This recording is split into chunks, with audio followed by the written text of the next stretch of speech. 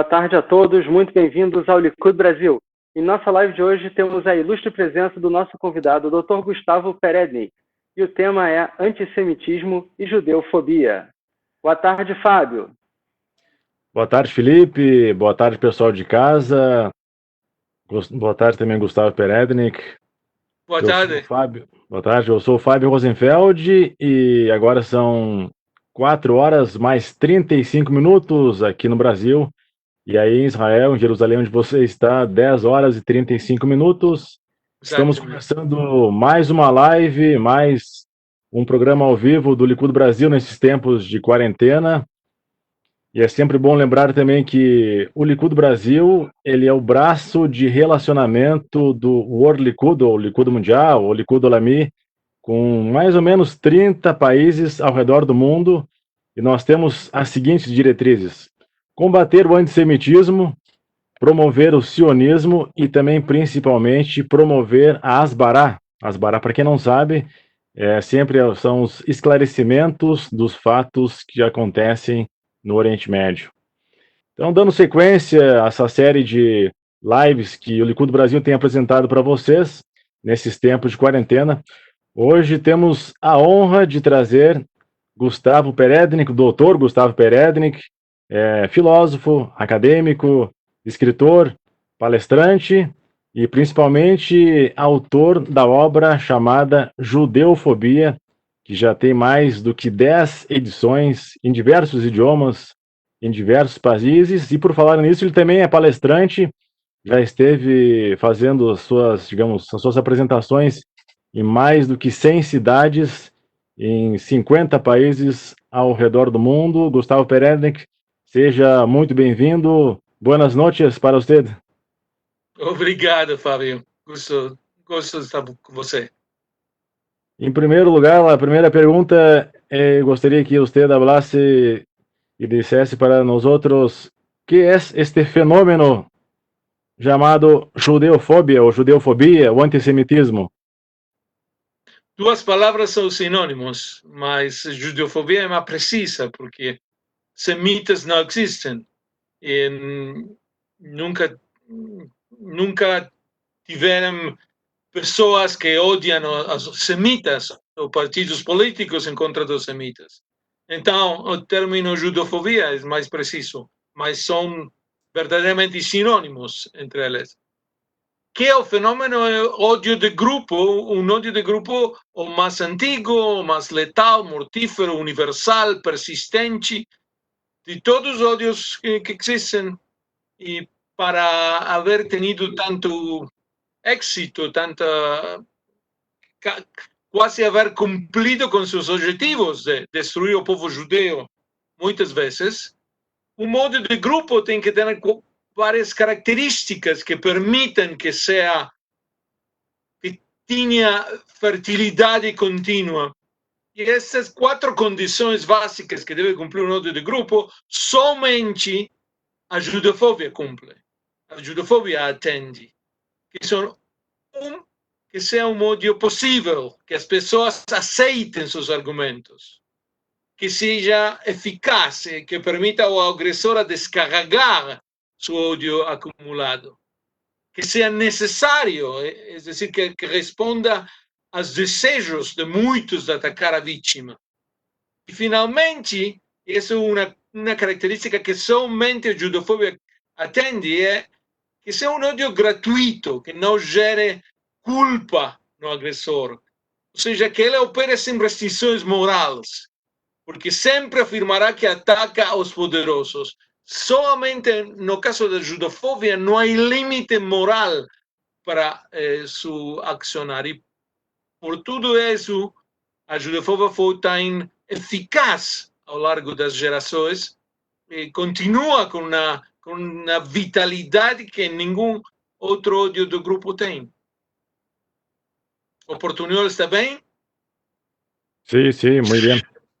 Também vamos aproveitar para passar alguns comentários, algumas saudações de pessoas que estão nos acompanhando aqui pelo Facebook. Como sempre, né, vocês podem mandar suas perguntas, críticas, opiniões, sugestões ou até mesmo seus elogios ali no espaço destinado aos comentários do Facebook. Já temos aqui o registro da Patrícia Affel, do Rio de Janeiro. Sou fã do Gustavo Perednik.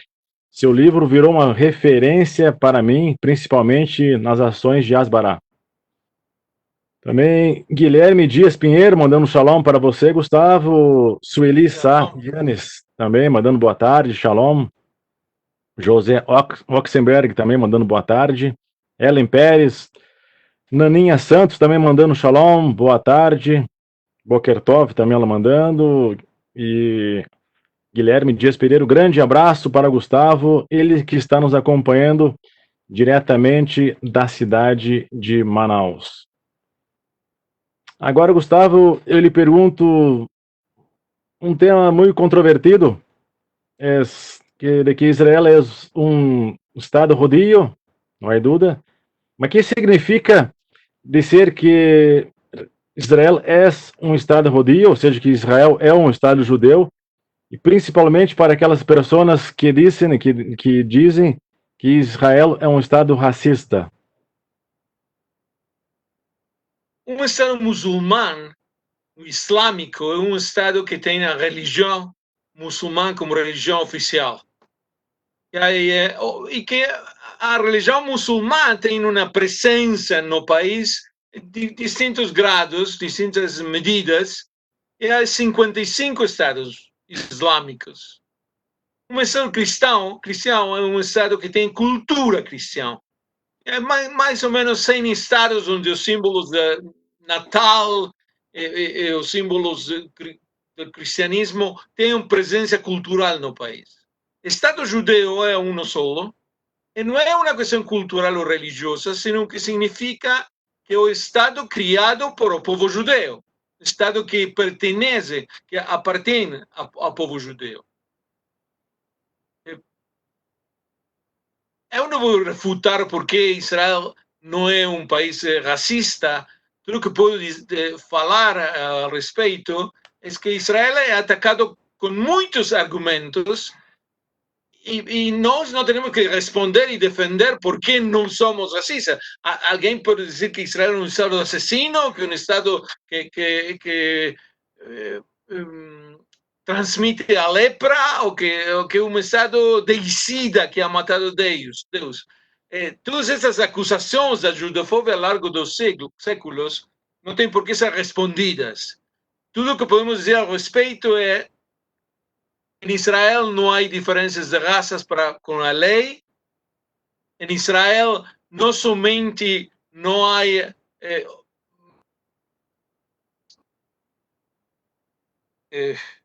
limpeza de raças como há nos países árabes, por exemplo, onde todas as populações judias foram expulsadas ou mortas.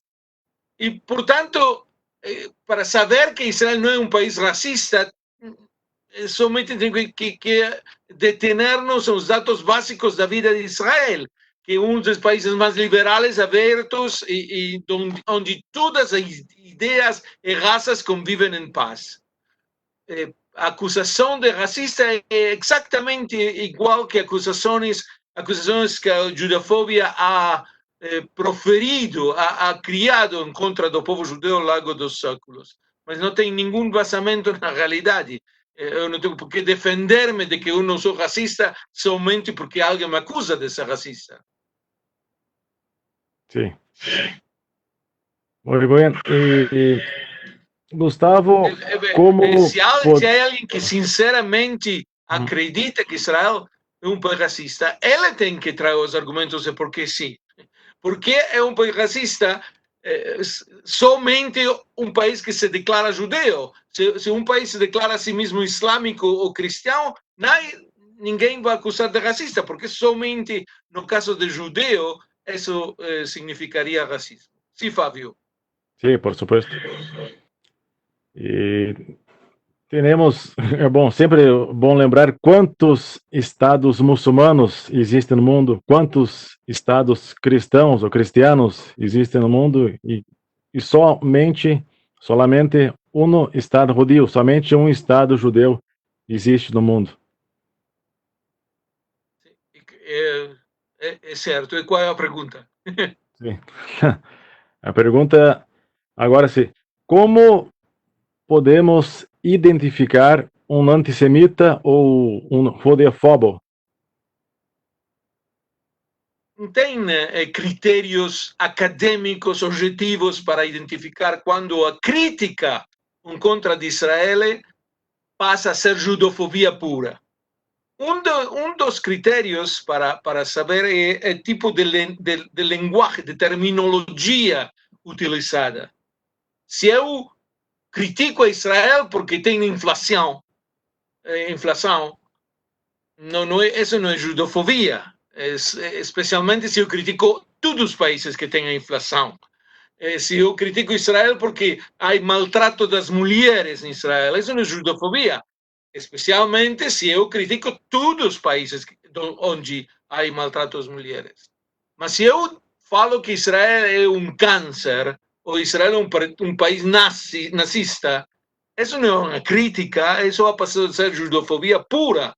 Como critério para identificar a judofobia é esse tipo de linguagem, de terminologia utilizada na crítica. Um segundo critério é o critério da obsessividade, obsessão.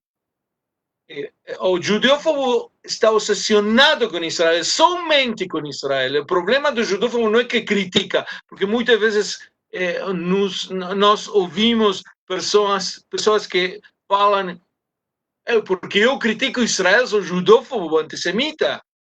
A resposta é não, não é porque você critica Israel que você é judófobo, é porque você critica somente Israel.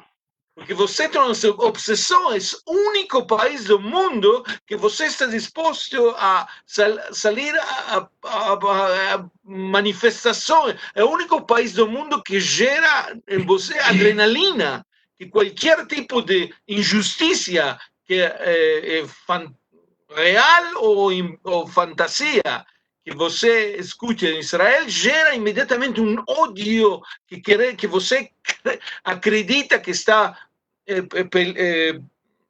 defendendo a justiça universal, quando somente está descarregando seu ódio contra os judeus. A obsessão, a terminologia e um critério adicional, não são os únicos, um critério adicional é o maniqueísmo. Branco, negro. Não branco, como se fala? Sim, negro, preto. Negro. Preto, branco, preto. Tudo que faça Israel, não importa que situação, sempre Israel é culpável. Para você não há situação. Se há uma bomba contra um jardim, um parvulário em Israel, os judeus têm a culpa porque há uma estação de polícia cerca do parvulário. Não há possibilidade de apresentar a cara de Israel, a faceta israelí no conflito. Então, como definir um judófobo? Aquele que, ou por sua terminologia, ou por sua obsessão, ou por seu maniqueísmo, imediatamente mostra que ele é presa de um ódio que ele quer descarregar contra os judeus e não tem nenhuma crítica realmente, não contra os judeus, contra o país. Não se trata de crítica, se trata de deslegitimação do Estado judeu. É exatamente como tem naquele livro do Alan Dershowitz, ele fala em defesa de Israel, né? Tem um capítulo exatamente sobre isso. Ele pergunta no capítulo se criticar Israel é antissemitismo. Até eu também já fiz um comentário num programa de rádio, acho que foi no ano passado, ali em setembro do ano passado, era justamente sobre isso. Criticar Israel é antissemitismo? Aí você respondeu muito bem. Depende. Se criticar sobre o mesmo problema que acontece com outros países, e os outros países também são criticados quando, digamos, incorre no mesmo tipo de erro, não é antissemitismo. Até mesmo porque é muito importante Israel também receber as críticas, é um país que é democrático, é pluralista, ou seja, ele recebe muito bem as críticas de qualquer lado, de dentro até de fora do país. O problema é quando a pessoa critica somente Israel, por ser Israel ou por ser um Estado judeu. Esse é o problema. Mas Felipe... Exatamente.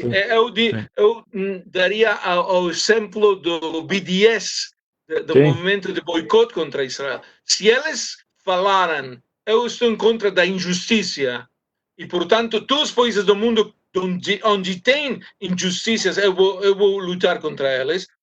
Não tem judofobia. Israel também tem injustiças.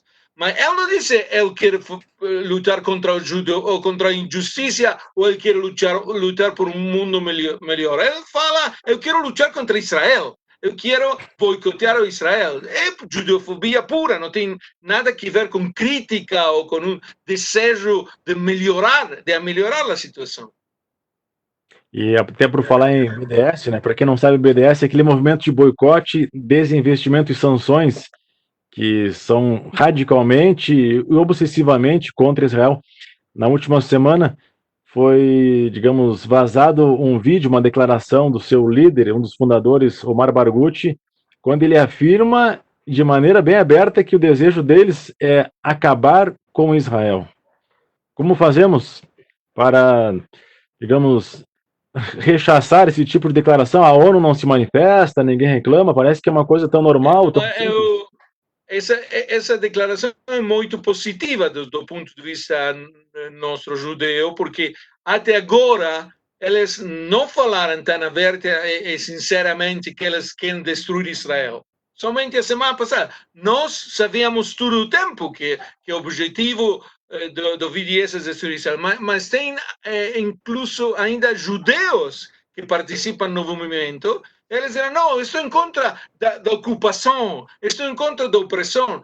Se Israel cambia, o movimento BDS quer fazer pressão contra Israel. Ok, agora o líder do movimento, o fundador Barghouti, declarou aberta e sinceramente o objetivo do movimento BDS é a destruição de Israel.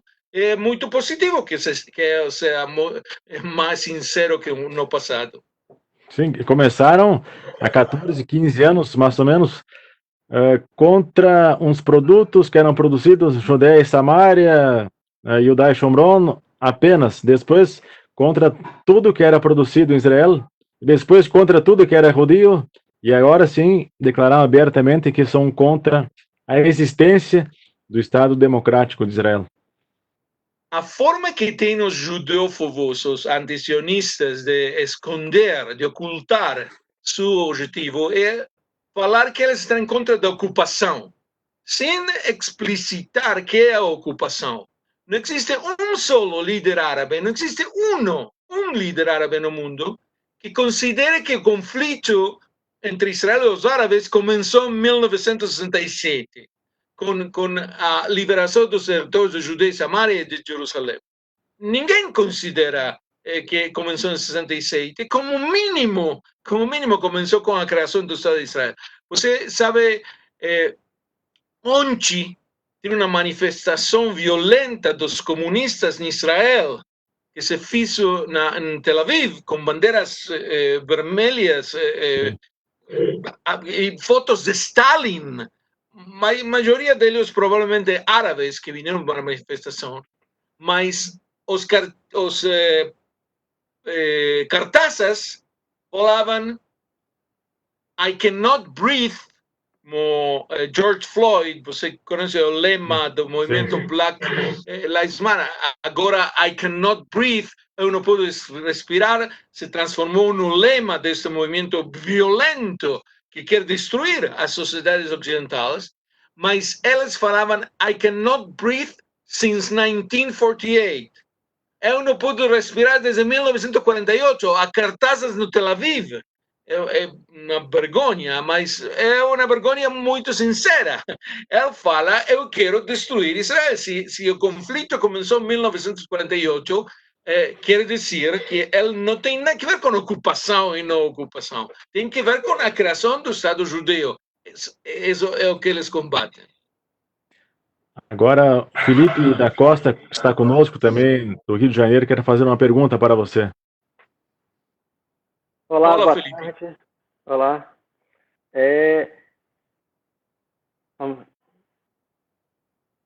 Muitas pessoas acreditam que o antissemitismo começou na Segunda Guerra, né, com Hitler, com as políticas antissemitas, e na verdade não sabe que começou bem antes. Então, eu queria saber qual a origem da judeofobia? Onde começou esse mal que vem até hoje? Tem por lo menos 6, 8 respostas para a pergunta de quando começou. Há algumas que vão muito atrás no tempo, e eles falam a judefobia começou até 4.000 anos, com os primeiros hebreus. Outros dirão com sistema opressor no Egito, há 3.200 anos. E algumas outras mais.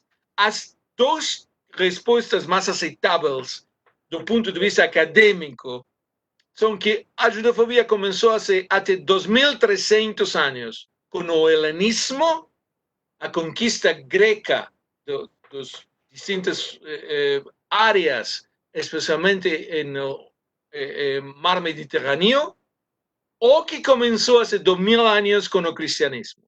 Isto não quer dizer que todos os helenistas foram judefóbicos ou que todos os cristianos foram judefóbicos, mas que as raízes do fenômeno de ódio entre judeus estão ou o helenismo ou o cristianismo. As duas podem ser fundamentadas, as duas podem ser explicadas, mas certamente falar que a judefobia começou na Segunda Guerra Mundial é essencialmente absurdo, quando as pogroms na Rússia foram 80 anos antes da Segunda Guerra Mundial. E, portanto, se vocês querem que eu extienda por que o helenismo, por que o cristianismo, eu posso fazer, mas eu creio que seria demasiado entrar nos detalhes. Sim, até por suposto também tenho trazer uma pesquisa que foi feita em Buenos Aires. Você pode falar português, ou você fala espanhol para as pessoas que vêm que estão... Olá? Aqui, ó. Sim, aqui, ó. Uma pesquisa sobre antissemitismo nos Pampas. Essa pesquisa diz que quase metade dos argentinos jamais casaria com judeus. E disse mais. Aqui, ó. Eu gostaria fazer um comentário disso. Primeiro, não conheço a pesquisa, mas se você o atrai a pesquisa, provavelmente é uma pesquisa séria. Mas há uma condição da judefobia que eu quero ressaltar, que a judefobia não é um fenômeno discriminador como os outros ódios de grupo. E, portanto, trazer exemplos de pessoas que não se querem casar com judeus é o problema menos importante. A judefobia não é um fenômeno discriminador, é um fenômeno demonizador. E que ele não quer casar com judeu, a nós não nos afeta.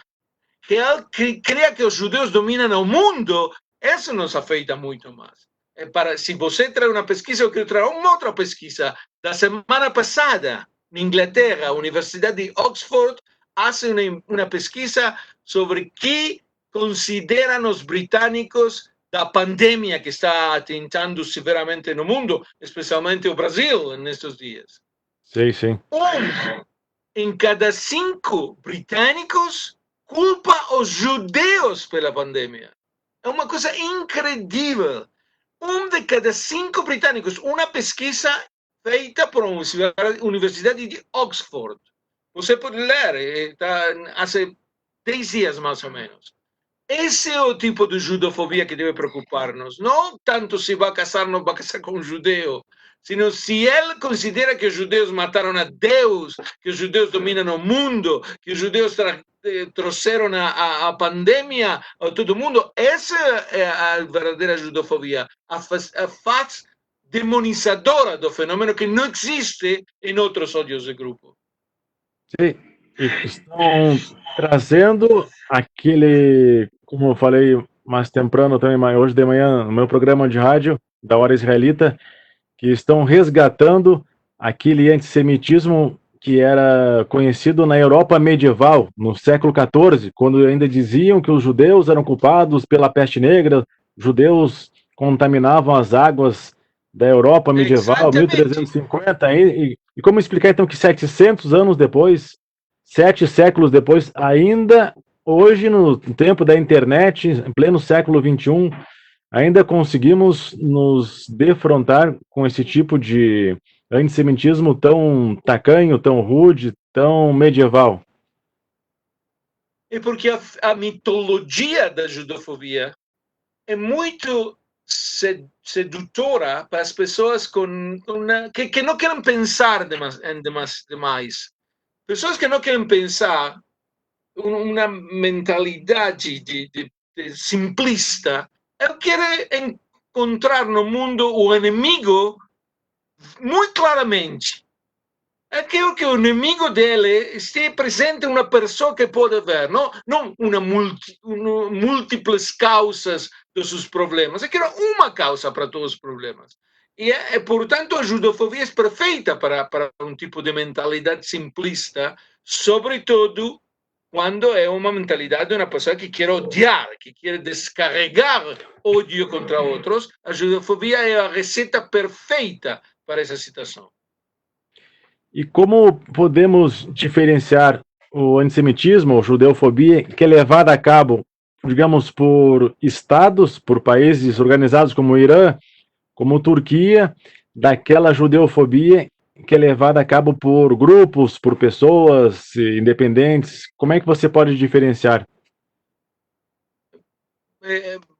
O que você fala que é muito certo, muito interessante, señala que estamos numa época de glória, porque agora não tem muitos países, muitos estados que têm a judofobia como política, tem um ou dois, é o máximo.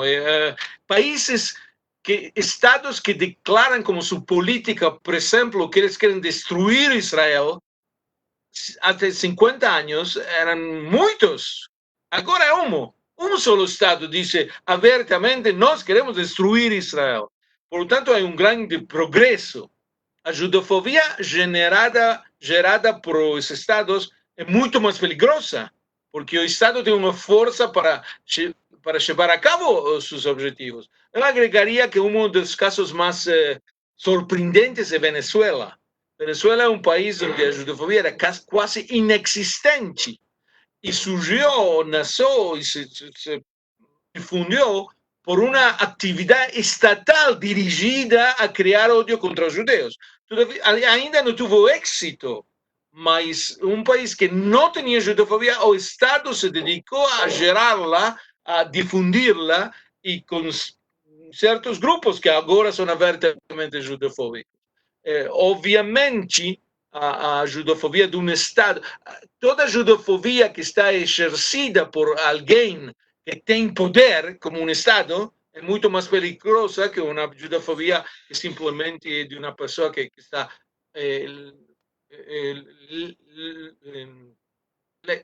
como se fala, lejos? Sim, longe, solito, né? Poder. Sim, longe de poder, é isso. Isso. Agora vamos passar por alguns comentários também das pessoas que estão enviando aqui pelo Facebook. Everson, ele manda dizendo o seguinte: antissemitismo, um tema fundamental que infelizmente vem crescendo de modo exponencial no Brasil. Janine Costa, manda boa tarde a todos. Helena Rosenfeld nos assistindo lá em Porto Alegre. Olha que interessante que Roberto Elias Calles, manda saludos desde México. Também Jorge Aníbal Ferreira, nos acompanhando na Patagônia, Argentina, na cidade de Ushuaia. Uau! Ele diz que não entendeu a definição de semitismo. Eu não falei de semitismo, eu falei de antissemitismo. Antissemitismo. Eu falei que antissemitismo é uma palavra incorreta para definir ódio contra os judeus. Porque os semitas agora não existem e os antissemitas nunca, jamais existiram. Em outras palavras, nunca existiram grupos, partidos políticos, ou jornais, ou ideias em contra dos semitas. A palavra antissemitismo é uma palavra mal inventada por Wilhelm Marr em 1879, mas é um erro, a palavra confunde. Não existe o semitismo, existe o antissemitismo, que é ódio contra os judeus. Por que chamar a ódio entre judeus antissemitismo quando o término, a palavra judeofobia é muito mais precisa? Eu respondi, senhor de Patagônia? Sim, sim. Graças. Também temos aqui Nivaldo Araújo da Silva Rios, manda Shalom, Shavuot em Florianópolis, no estado aqui de Santa Catarina, aqui perto de Curitiba. E o Rinaldo do Prado Dias, Shalom, paz para Israel. E a Patrícia Apfel do Rio, ela pergunta, Gustavo, nos fale um pouco sobre o judeu judeófobo, ou judeu que é contra o próprio judeu. Sim, primeiro uma sugerência, uma sugestão, uma recomendação.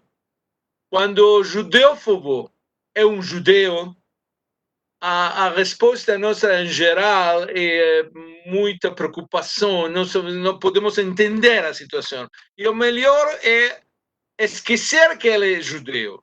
Nós não discutimos com pessoas, discutimos com ideias. Quando alguém diz uma ideia equivocada ou uma agressão, nós respondemos a uma agressão sem importar quem é ou quem não é a pessoa.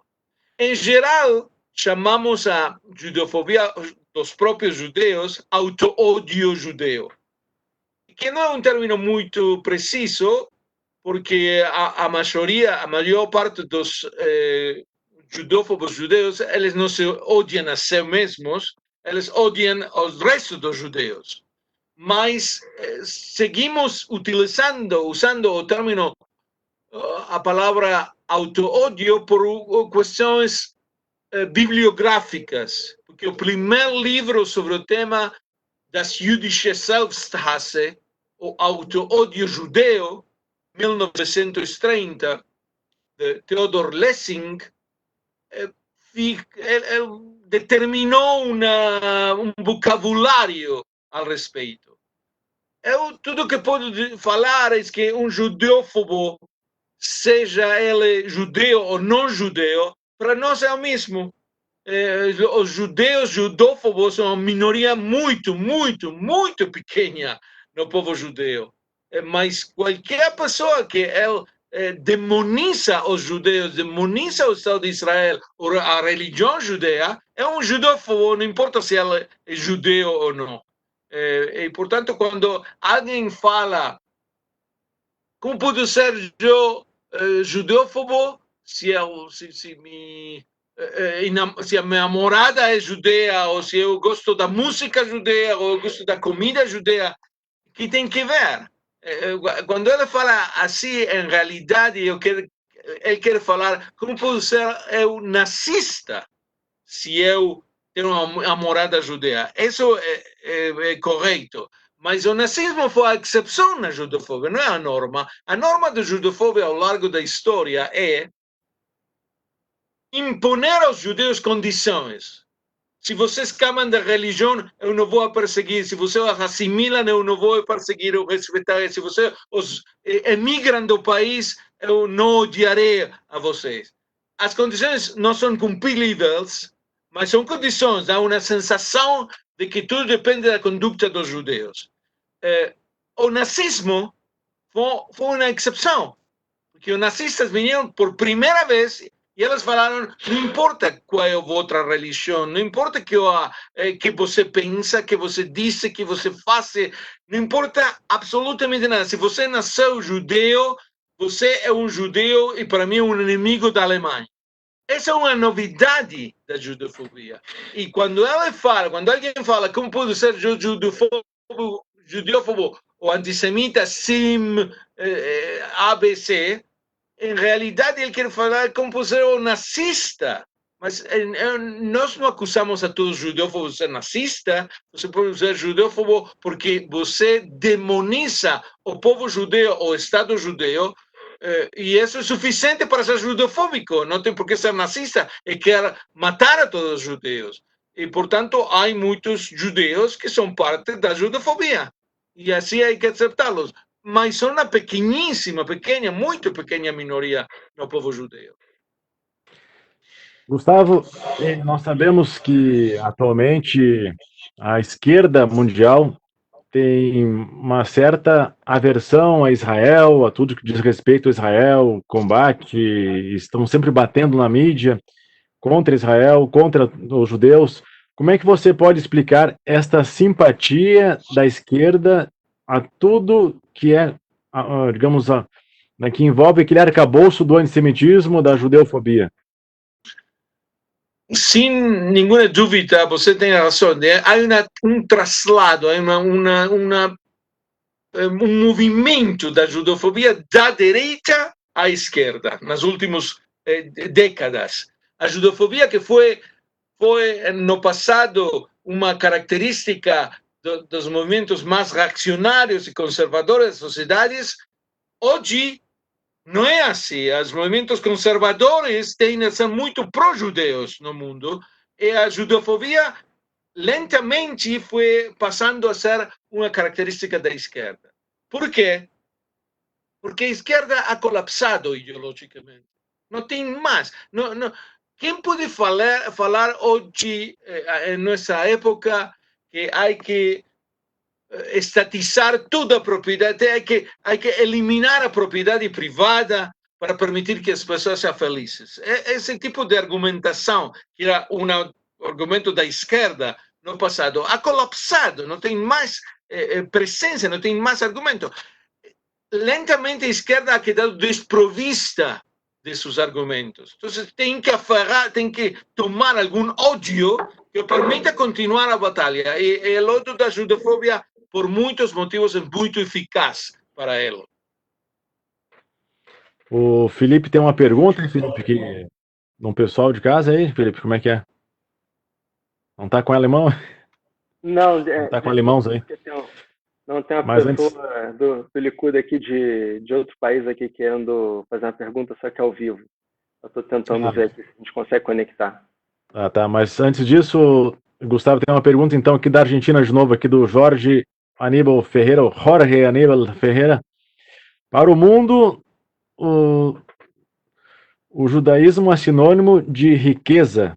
E então eles dizem que os populistas criticam o judaísmo. Penso que isso é complexo de inferioridade. Será que estou certo? Estou errado? O que você tem a nos dizer? Essas pessoas que ainda têm aquele estereótipo na cabeça de que judeu é sinônimo de riqueza. É certo que um dos mitos mais importantes da judofobia é que os judeus são um grupo poderoso. Poderoso e perigoso. As duas condições, sempre a judofobia termina com essas duas características. Os judeus são poderosos e perigosos. Mas que é falso, eu não tenho por que explicar. Se você vai a qualquer escola judea no mundo, vai ver a quantidade muito grande de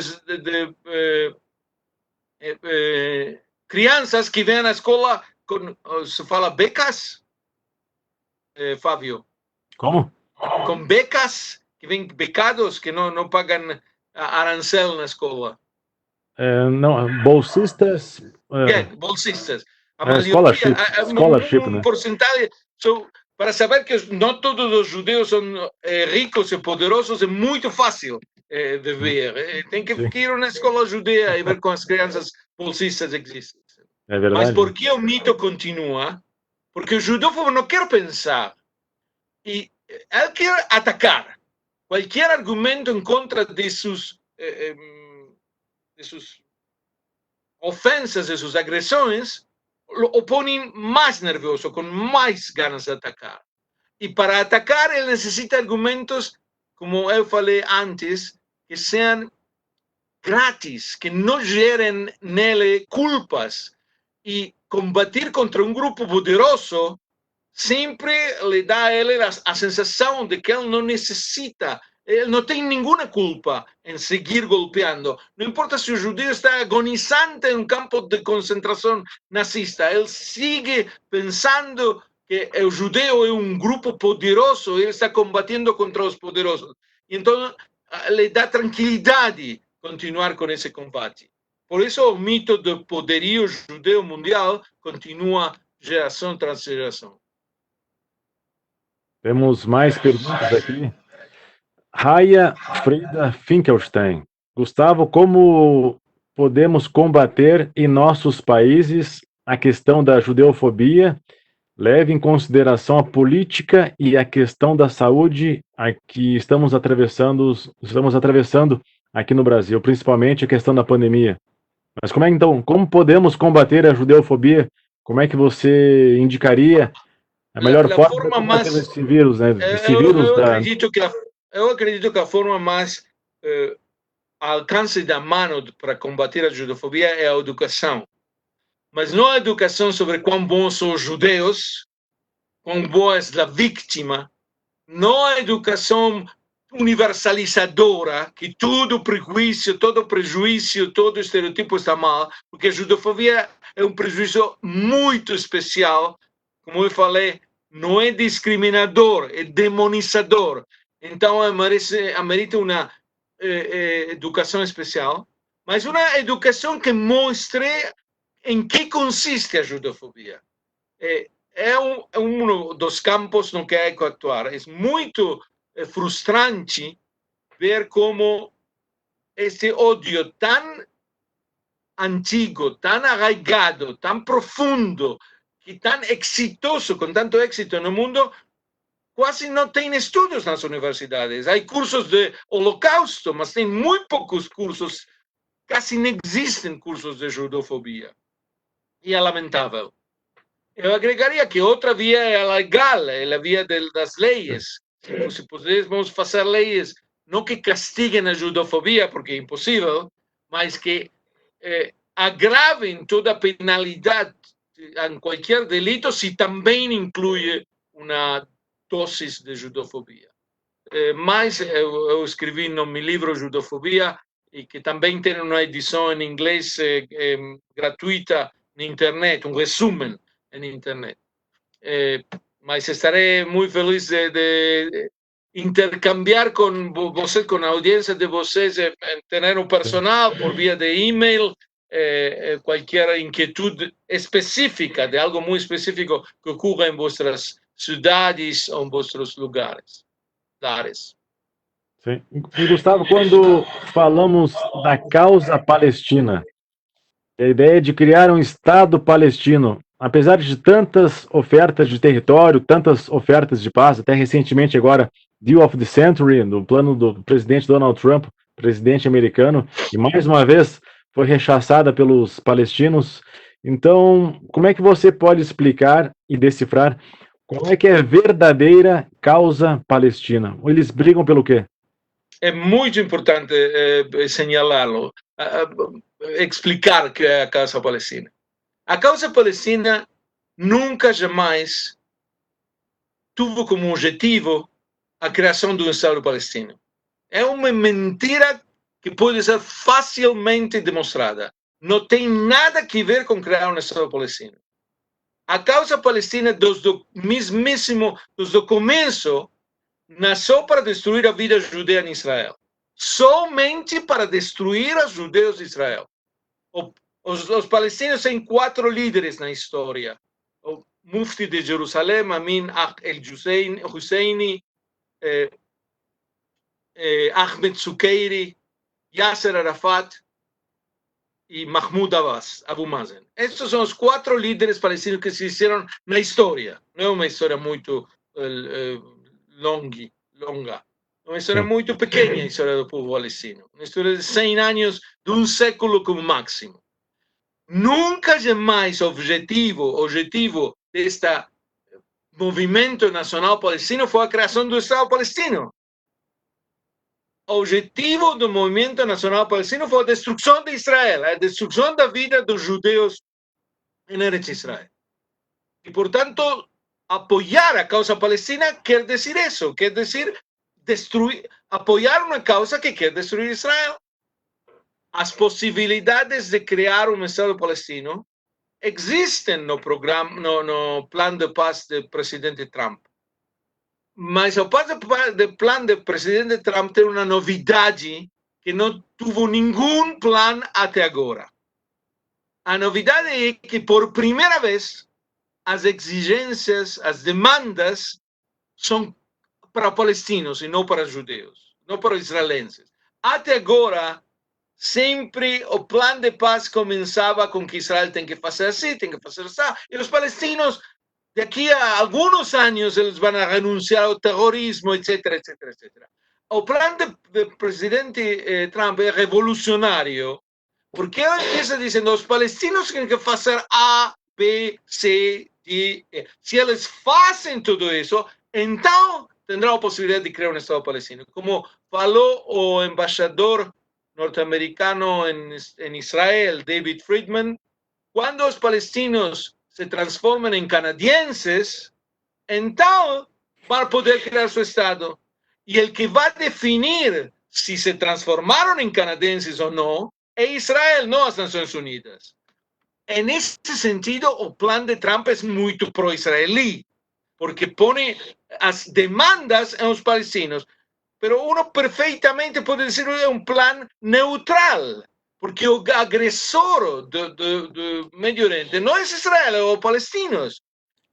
Se amanhã, os palestinos deixam as armas, não há mais guerra. Terminou a guerra para sempre. Se os israelenses deixam as armas, não há mais Israel. E isto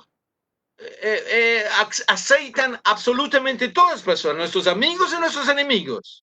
Portanto, quem tem razão, quem não tem razão é discussão de nunca acabar. Mas quem é o agressor e quem é o agredido está claríssimo. Israel não quer agredir os palestinos, Israel está disposto a conviver com os palestinos. Os palestinos não querem que Israel exista. E, por lo tanto, Israel se defende nas guerras que livra.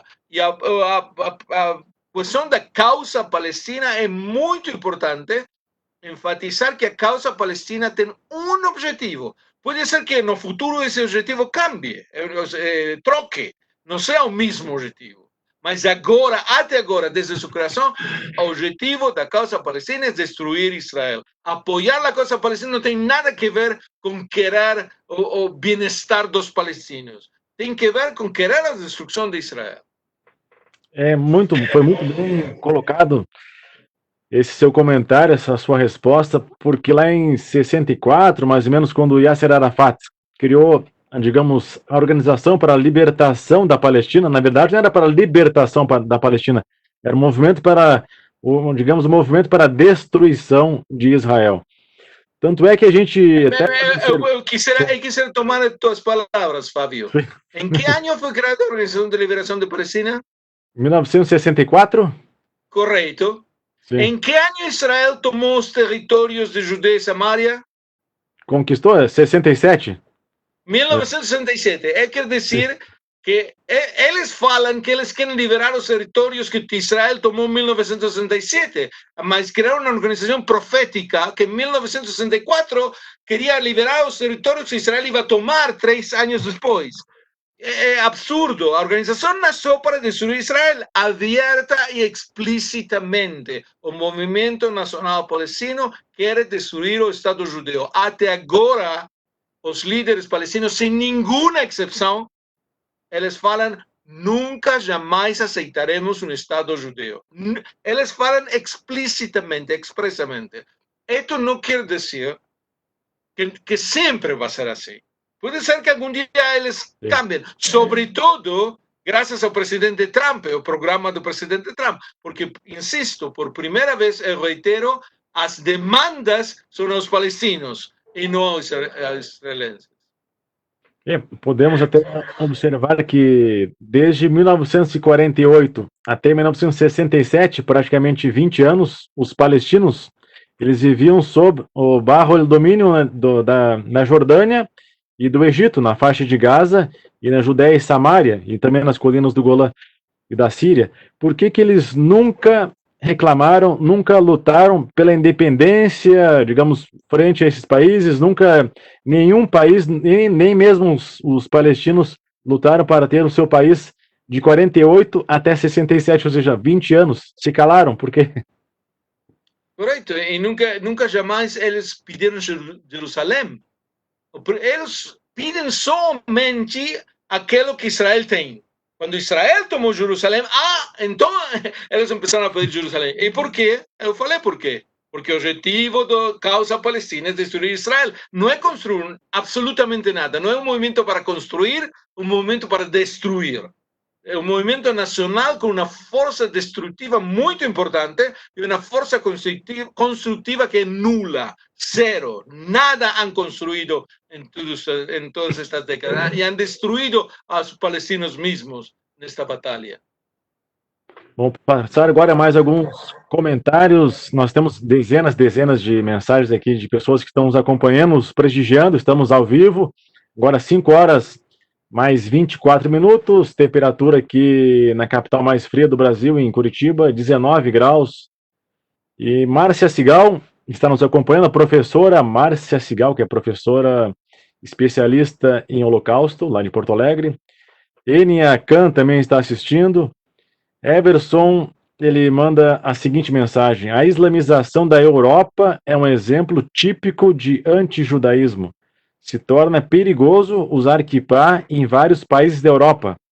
Acredito que tipifica perfeitamente o antijudaísmo. Pois é, a respeito dessa situação, Gustavo, você acha que depois que houve essa imigração em massa de muçulmanos, especialmente da Síria, para a Europa, aumentou o antissemitismo na Europa, principalmente ele é, digamos, levado a cabo por descendentes ou imigrantes muçulmanos, ou esse antissemitismo na Europa é levado a cabo por europeus de extrema-direita ou de esquerda?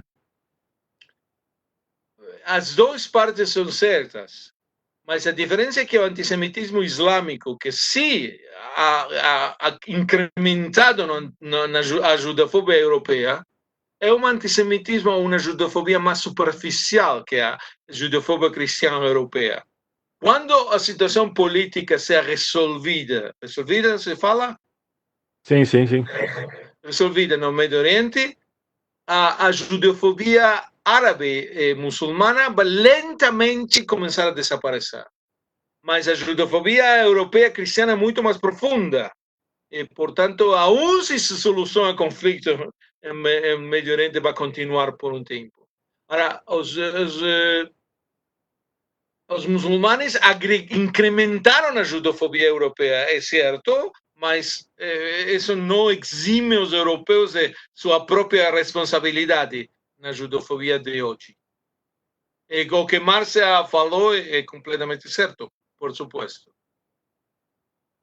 Temos mais alguns comentários.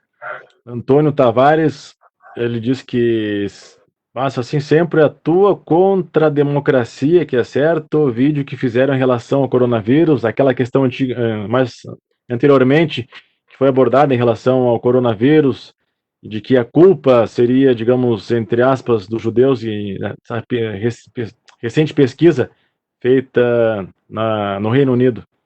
Depois o Márcio Chanin também. Eu diria que sempre que há uma crise, sempre que há uma guerra, sempre que que tem um problema muito sério que é mundial, há que estar atento. Vai aparecer o judeófobo que vai culpar os judeus por o problema. É inevitável na situação da judofobia que se vive hoje, que sempre vai ser. Eu não quero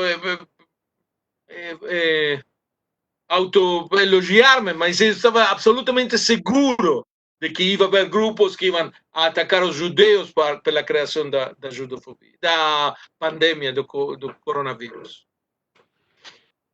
A Márcia Sigal, a professora Márcia Sigal de Porto Alegre pergunta: nunca o mundo faria uma manifestação pelos judeus como está acontecendo mundialmente contra o racismo contra os negros? Será que faria?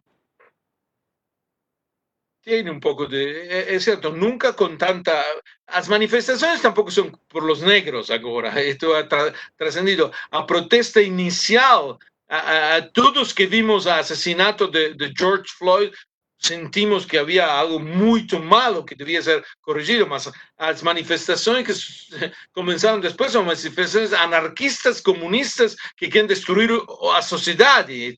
Está claro que eles não estão lutando contra o racismo agora.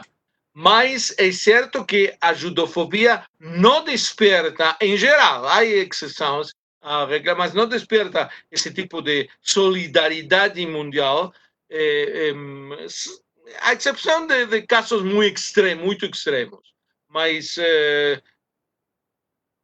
isso desmentiria, isso mostraria, refutaria os dirigentes judeus que eles querem apresentar a judofobia como uma questão universal, ódio, todos os grupos são odiados e, por lo tanto, nós temos que sair a defender a todos os grupos que sejam atacados e não somente os judeus. E se fazemos assim, então todo mundo passaria a defender os judeus quando sejam atacados. Mas não ocorre, jamais isso ocorre. Somente está cheio de judeus, todas as manifestações por los pretos e por las minorias e por los discriminados, mas não tem a reciprocidade que eles vêm depois a defender os judeus quando eles são atacados. Alguma pergunta aí, Felipe?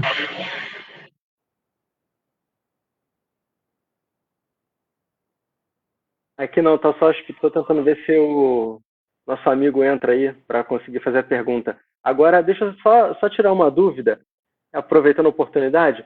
A gente está vendo que assim, hoje tem um antissemitismo, né? Uma judeofobia proveniente dos muçulmanos. E antigamente eles estavam mais para amigos do que inimigos. Então a gente vê as coisas mudando de uma forma estranha, né? Porque quem atacava mais a gente eram os cristãos, e agora a gente está sofrendo com os muçulmanos atacando a gente em todos os lugares. Principalmente em Paris, tem já uma onda também, Alemanha, Espanha, alguns outros lugares também. Os ataques dos muçulmanos fundamentalistas são contra a modernidade, contra a sociedade aberta, contra o pluralismo, contra a liberdade.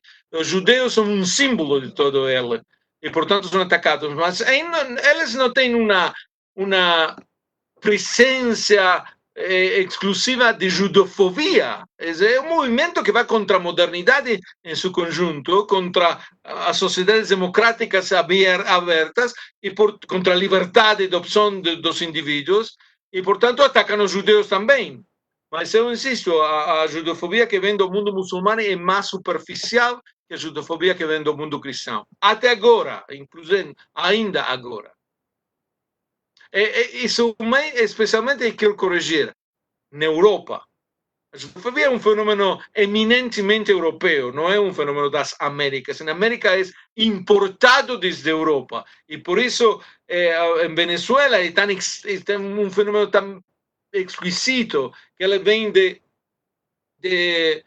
por via a judofobia cristã por via do islamismo iraní.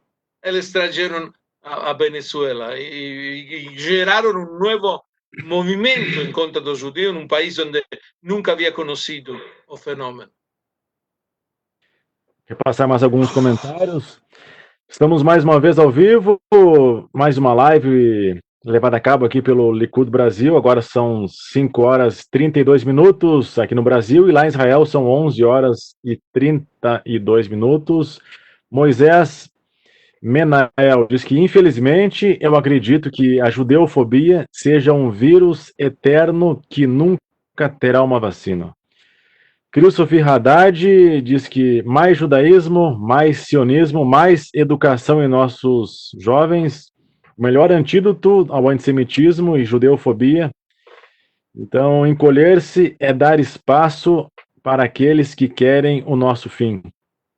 Depois, Everson lhe diz que a islamização da Europa é irreversível e é um exemplo típico da judeofobia a tal ponto que em vários países na Europa ocidental e oriental usar a kippá é um ato quase que proibitivo. Carmo Zait parabeniza, dizendo que está excelente a live. Muito obrigado, Carmo. Jaume Rafael Tané diz que a Europa já se tornou islâmica. Diz que ele mora na Espanha, em Girona, e já existem mais muçulmanos que espanhóis. O que você acha, Gustavo Perednik, a respeito dessa islamização da Europa? Espanha é um bom exemplo, mas especialmente em Catalunha, onde ele escreve. Sim. A judofobia não vem dos muçulmanos, vem de Podemos, do grupo esquerdista. Lá tem a judofobia mais grave, mais ativa na Espanha. Elas não necessitam a aportação muçulmana para criar a judofobia. É uma judofobia tipicamente esquerdista que busca, que procura a destruição de Israel e a demonização dos judeus. E não me lembro quem falou que é um fenômeno irreversível, que existirá para sempre, etc.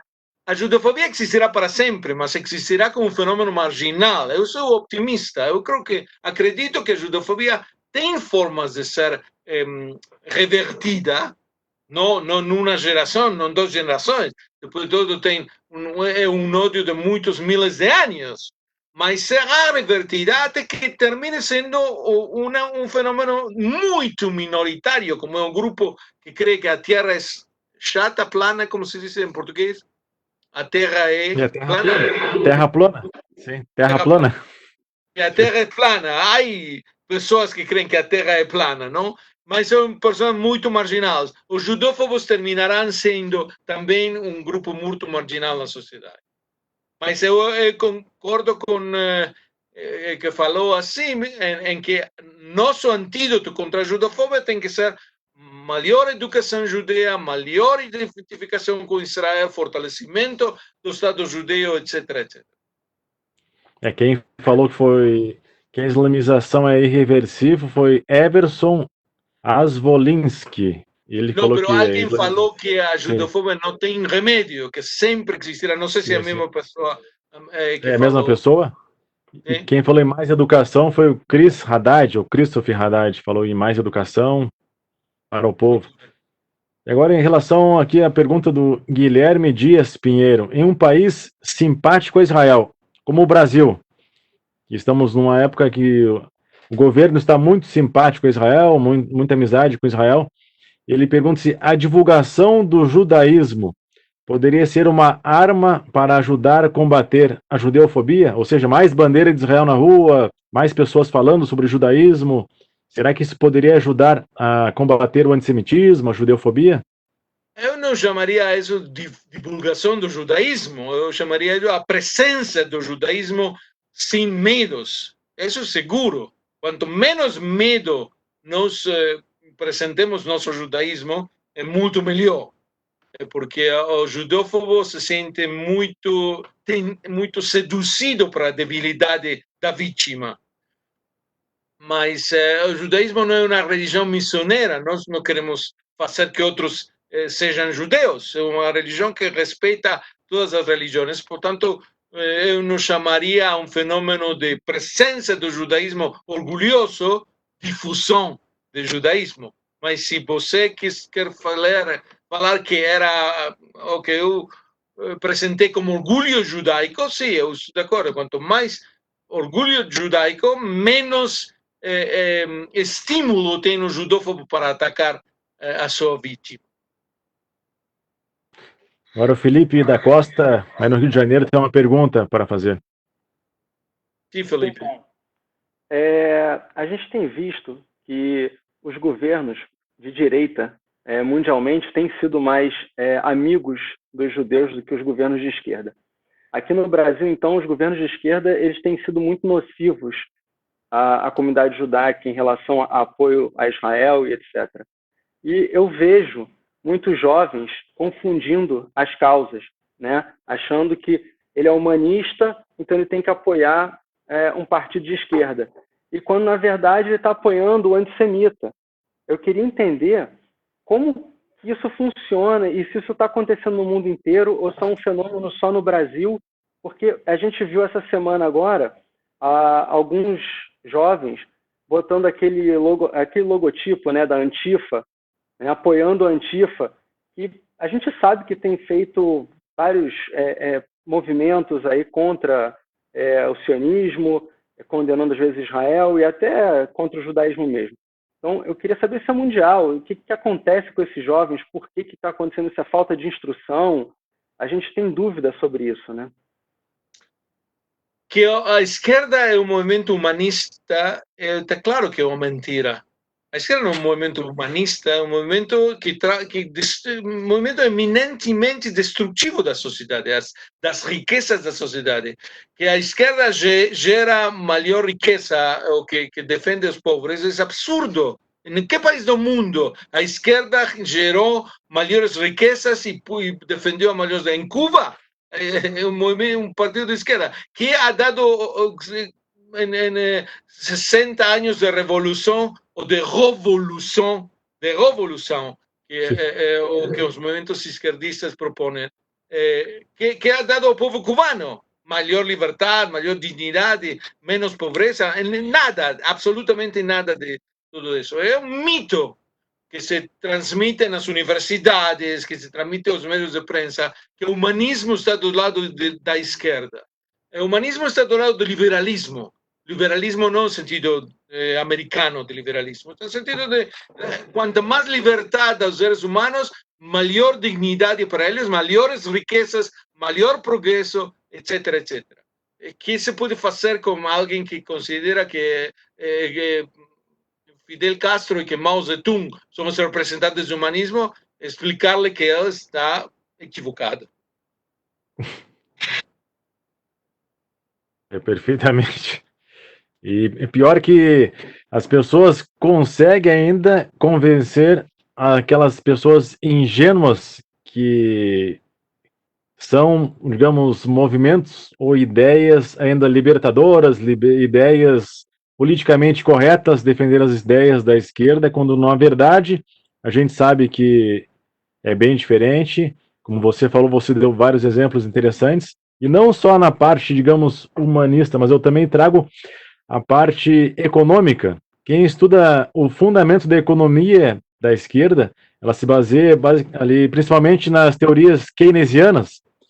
E a teoria keynesiana é muito interessante, porque no começo ela é muito boa, muito importante. O Estado emprega, o Estado investe, o Estado, digamos, traz todo mundo para gerar emprego, para prover, digamos, recursos de maneira democrática, de maneira ampla, aquela política distributiva de renda.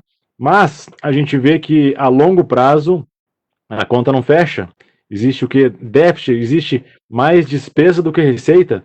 E no final da história a gente vê que a curto prazo a ideia da esquerda, da política econômica esquerdista pode ser muito interessante, mas em médio e longo prazo ela não se sustenta. Então a gente repete que as pessoas têm que ser mais informadas. Quando tem um governo de direita liberal que gera riquezas, então pode vir um movimento esquerdista para distribuir as riquezas. Se acabam as riquezas, então a sociedade entra num sistema de pobreza irreversível, até que vem outro governo liberal que gera mais riquezas. E o movimento, mas um exemplo de quanto a esquerda não tem nada a ver com o humanismo, é a Antifa, que vocês mencionaram, o movimento fascista. Antifa. Eles se proclamam antifascistas, mas são violentos, fanáticos, destrutores, como o fascismo real, é um movimento fascista. Hoje em dia, a esquerda é maiormente fascista, como foi o fascismo no começo do fascismo, o movimento socialista. Sim. E agora o Mauro Freiblatt Gorodich, do Rio de Janeiro, ele disse que ele acredita que vai aumentar o antissemitismo, mas tem um lado positivo, porque os antissemitas ocultos sairão do esconderijo. Você acha que procede essa afirmação? Eu não vejo porque é uma vantagem, porque é positivo que mais judeófobos ocultos salgam. Eu creio que a judefobia é inteiramente negativa. Como dizer que é bom ter uma enfermidade, porque se estamos enfermos, então geramos mais anticorpos para o futuro. Tá bem, mas as enfermidades, as doenças são negativas de por si. Eu não vejo a faceta positiva da judefobia. Com certeza. Nós tivemos um exemplo aqui recentemente, aqui no Brasil, de um político bem proeminente, que foi até candidato a presidente nas últimas eleições, em 2018, e nos últimos meses ele andou fazendo algumas declarações bem antissemitas, E por um lado positivo, claro, tem toda aquela, digamos, toda a parte negativa por expressar as suas opiniões. Ele que tem um monte de, digamos, de seguidores nas redes sociais e muitas pessoas acreditam no que ele fala, mas tem um lado positivo que as outras pessoas ficam também conhecendo as suas ideias radicais, as suas ideias antissemitas. Apenas por esse lado é positivo, né? Eu não sei, um caso muito específico pode chegar a ser. Quem é uma pessoa, qual é o seu nome? Da indivíduo? Lembra, Felipe, o nome dele é... Agora na cabeça aqui. Então, pode ser em alguns casos específicos. Ciro. Isso, me lembrei. Ciro Gomes. Ciro Gomes. Ciro Gomes. Eu não conheço, eu vou procurar para saber pesquisar. Mas, em geral, a judofobia é sempre negativa. Sim. E a Raya Freida Finkelstein pergunta de novo, Gustavo, estamos constatando e discutindo teoricamente os ataques contra judeus. Que tipo de ação deveríamos tomar? Eu falei que as duas possibilidades que estão ao alcance da mão são uma a educacional e outra a legal. A educacional não somente com judeus, eu quero dizer com não judeus, tratar de promover cursos de judofobia, a ensinança de judofobia. Eu acredito que o Brasil é um momento muito propício para isso, porque tem um governo que é muito pró-judeu. O presidente do Brasil, ele fala de a civilização judeu-cristiana, como até não há muito tempo essa era uma palavra que somente os presidentes norte-americanos, os políticos norte-americanos usariam. Agora, o presidente do Brasil, que fala da civilização judeu-cristã, algo muito importante, quando ele falou que ele é tão a favor de Israel, o que falou foi a cuna, a começo de nossa civilização, a raiz da civilização, Israel. É um entendimento das possibilidades de cooperação com o povo judeu que tendremos que aproveitar também para uma maior educação sobre a judofobia. Nós já estamos com 1h15 de live. Eu sei que em Israel já são 15 para meia-noite, mas já estamos chegando perto do final da live, mas quero deixar também algumas perguntas interessantes, alguns comentários registrados. Temos aqui a Berta Rottenberg. Estou assistindo uma aula que dificilmente alguém definiria com explicações tão simples, mas perfeitamente compreendida por todos que estão assistindo este gênio. Obrigado. Essa foi a Berta Rottenberg. Márcia Sigal. Penso que as festas cristãs são muito mais apelativas e consumistas, enquanto as judaicas são muito mais tradição e reflexão. Ela está dizendo, comparando, digamos, Natal com Hanukkah, o nosso Rosh Hashanah, o Ano Novo judaico, o Dia do Perdão, de repente, também com Réveillon cristão. Um tema totalmente distinto que não tem que ver com a judofobia. Ou deixamos o tema esse para uma nova palestra, uma próxima palestra. Claro. Aí tem o José Oxenberg. A não aceitação da existência de Israel é político ou tem fundamento religioso de não aceitar uma nação judia, o Estado de Israel? As explicações são políticas, econômicas, religiosas, mas a motivação é uma motivação de ódio. Eu quero descarregar o ódio, ele quer descarregar o ódio, descarrega ódio contra os judeus, contra o povo judeu, contra o Estado judeu, porque há ódio mais fácil, mais disponível que tem. E depois reviste este ódio de argumentos religiosos, políticos, econômicos, etc. Certo. Carlos Telichevski. Parabéns, o Gustavo é ótimo. Sugiro fazer outras lives e lembrar alguns livros dele. Ou seja, agora é uma oportunidade de você também divulgar seus livros, seus cursos. Eu sei que as pessoas aqui estão mandando vários elogios e seria um momento oportuno de você falar um pouco dos seus livros, dos seus cursos, enfim. Eu sei que você tem um ciclo de aulas, de cursos na internet também, né? Sim, agora vou dar um curso sobre pensamento judeu, pensamento judaico. Eu acredito que está fechado para docentes, para professores, para maestros, organizado por a Michlala Herzog em Israel.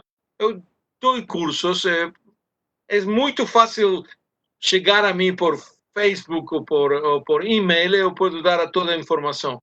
O livro que mais tem que ver com a palestra desta noite é Judofobia, e que em português está completamente agotado, foi publicado em português, mas está completamente agotado, mas em espanhol não, quem pode lerlo em espanhol tem o livro Judofobia, com todas as explicações que eu di aqui, e também, como falei, é um resumo em inglês na internet. E sempre é bom lembrar que nós teremos no próximo mês de outubro a realização do 38º Congresso Sionista Mundial, que é também considerado o maior parlamento do povo judeu, onde estarão representados judeus de todos os países do mundo, de várias linhas de pensamento, de vários partidos e também várias linhas religiosas.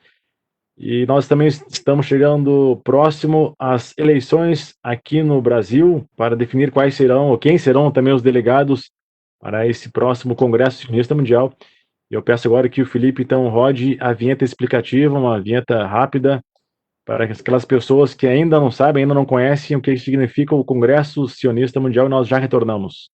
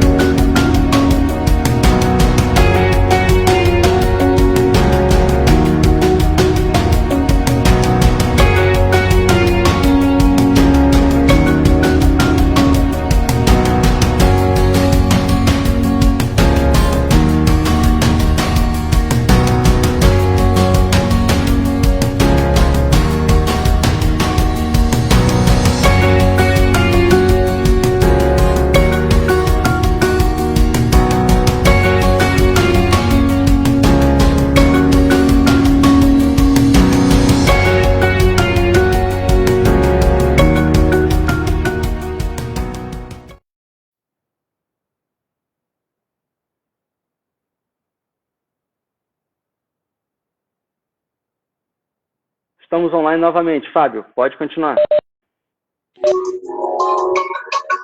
Estamos de volta aqui, então, com a live do Likud Brasil, e agora nós trazemos diretamente da Venezuela o senhor Isaac Sherem. Boa tarde, Isaac. Que horas são agora na Venezuela? Hola. Olá. ¿Me escuchan? Sí, sí. Fábio, pode continuar. Ok, gracias. Voy a tener que... Estamos de volta aqui, então, com a live do Brasil, e agora nós trazemos da Venezuela o senhor Isaac Sherem. Estão com um problema de retorno aqui, deu. Agora sim. Muchas gracias, Fabio. ¿Puedo hablar? Sí. Sí, pode hablar. Que horas agora que horas são agora na Venezuela, em Caracas? Sí, quería, bueno, darle la... está el profesor...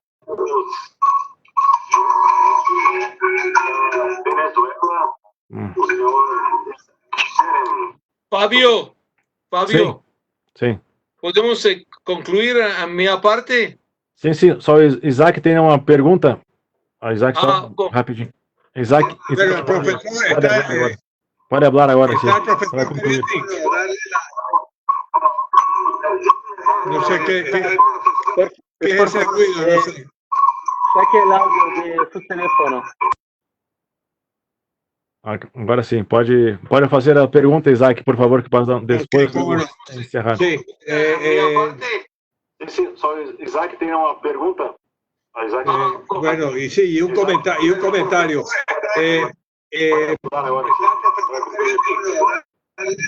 Acho que não vai dar. Estamos com um problema, mas então, um problema técnico. Uma pena, mas Gustavo Perednik, gostaríamos de agradecer sua disponibilidade, sua experiência. Obrigado, foi um prazer para mim. Sua sabedoria. E você que é filósofo, acadêmico, escritor, palestrante, e somos todos fãs do seu trabalho. Likud Brasil agradece bastante. E quando você quiser retornar com outras lives, será muito bem-vindo. Muito obrigado, foi um prazer. Até a próxima, Fábio. Até a próxima. Graças, muito obrigado. Graças a todos. Obrigado. Uma live do Likud Brasil. Infelizmente não conseguimos conectar com o Isaac Sherin da Venezuela por problemas técnicos. Estaremos de volta em breve com mais uma outra live nesses tempos de quarentena nos próximos dias. Um abraço a todos e uma boa tarde.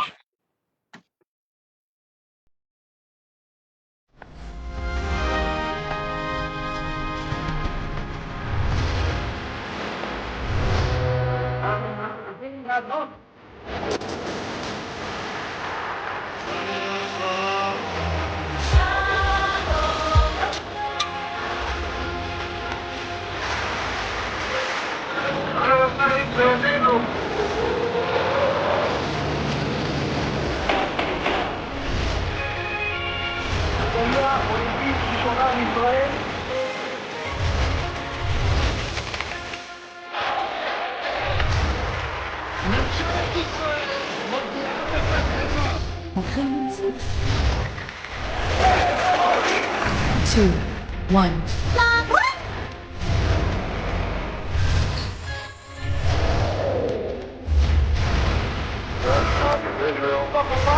Israel.